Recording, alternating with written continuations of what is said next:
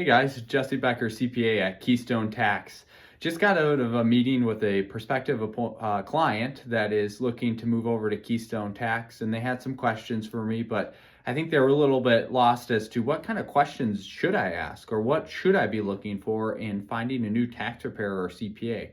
Are there some things I should be looking for? So I thought it would be really helpful to put together a video today to kind of explain 5 things to look for when you're looking for a new CPA or tax preparer. What are those 5 things that you should ask about or questions that you might want to ask?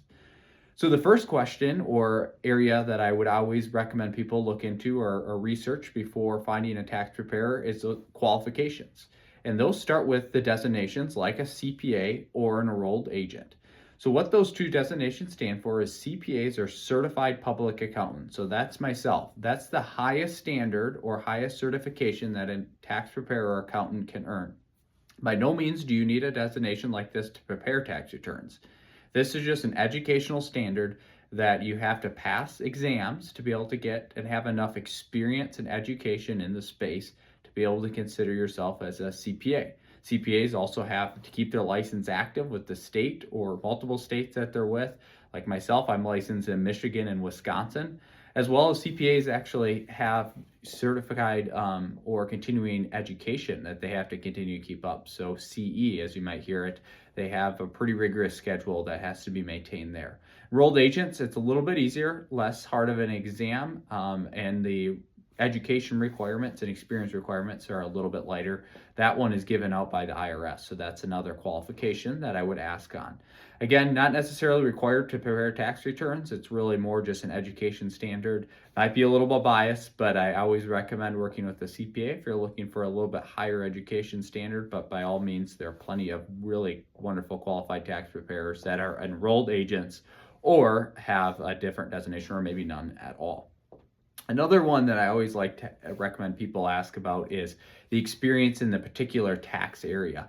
So for example, I was meeting with someone today that's a small business owner and he owns a construction business where he works on real estate, new builds of single family homes.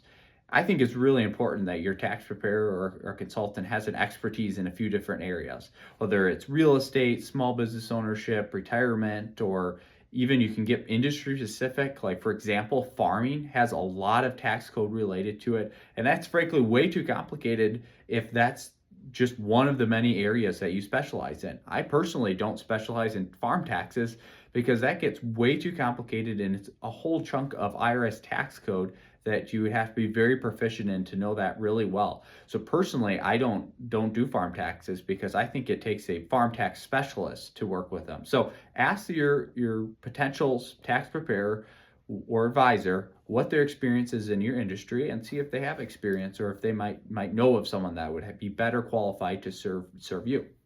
Another big one, and this is huge in the accounting industry, is communication and accessibility. Why I say that is as the number of CPAs continues to decrease year over year, I see it as a common complaint over and over again. I have emailed my CPA and it took 4 weeks to hear back from him. And especially when it's outside of tax season. Many times the CPAs are overrun or your tax preparers are overrun during tax season, but then you can never hear from them outside of summertime as well because they're either too busy during tax season or out of office all summer long. So ask, when are you going to be available and when and how can I get a hold of you? So that ties into number 4 is what are your modes of communication? If I'm someone that has a fast-paced business, like construction is a good example of that. At the end of the year, they need to make big decisions if they, for tax planning purposes, should be buying equipment. If that's the case, then you need to be able to have an accountant that's available to year-round and accessible to help answer those tax planning questions. So ask that up front. There's no right or wrong answer to this necessarily either. Some CPAs just take that approach where they're just going to prepare tax returns and then they will be out of office for the rest of the year. Others are more available and accessible during the year. So that's something that you should be asking in that first appointment.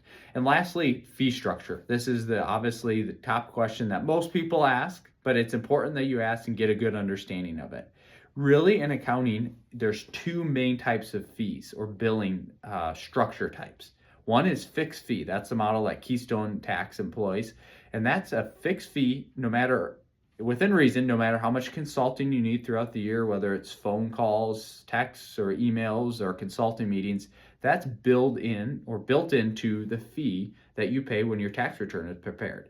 So that way it's an all-inclusive fee and you're not getting bills throughout the year. The other is an hourly fee. And this is more standard with like attorneys, for example. Attorneys will bill hourly, and CPAs, plenty of them do this.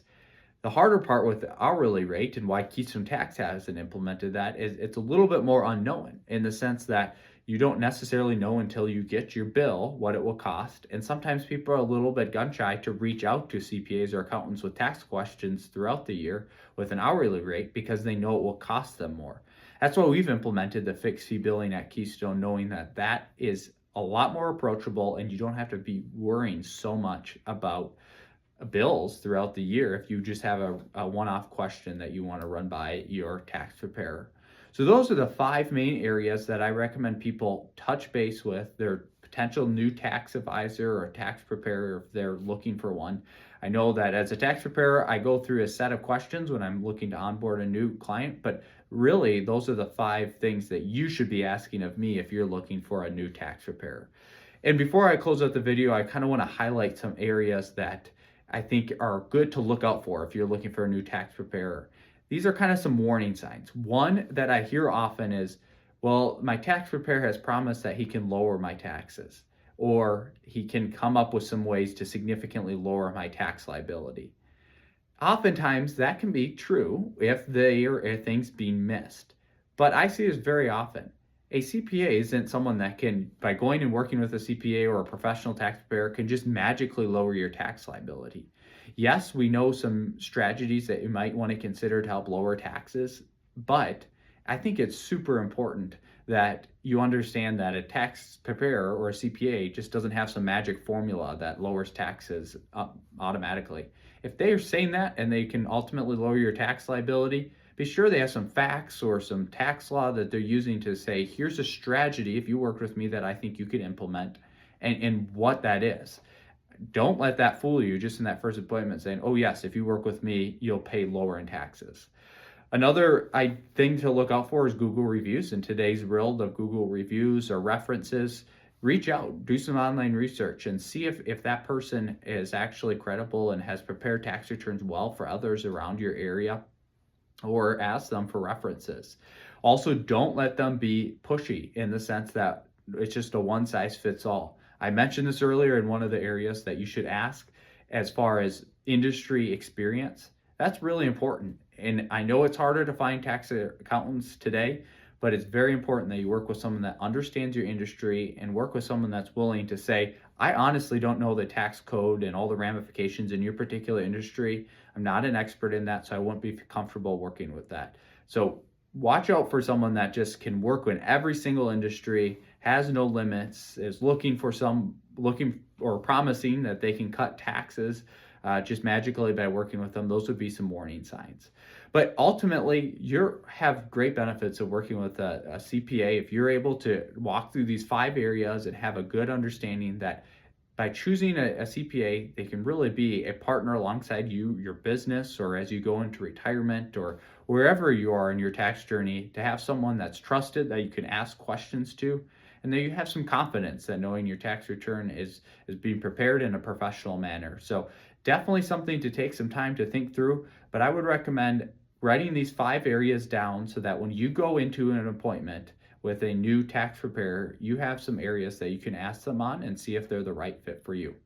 Thanks for listening to another video, and I hope you found this insightful.